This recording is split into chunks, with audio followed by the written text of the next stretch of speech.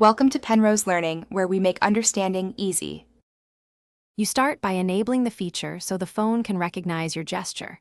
Open Settings and go straight to System or Gestures. The name varies by MIUI version. Turn on the Quick Search or Circle to Search toggle, and when the OS asks, grant microphone and screen access so results can appear. Once done, enable accessibility for Google or the built-in assistant to let the system draw context from the screen. Make sure battery optimizations won't block the assistant to keep it responsive.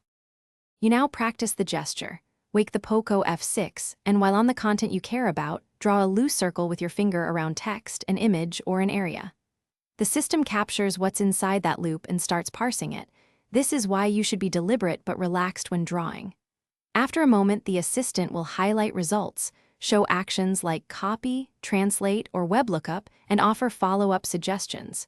If it hesitates, redraw slightly larger to include context. To finish confidently, use the on-screen tools the assistant provides.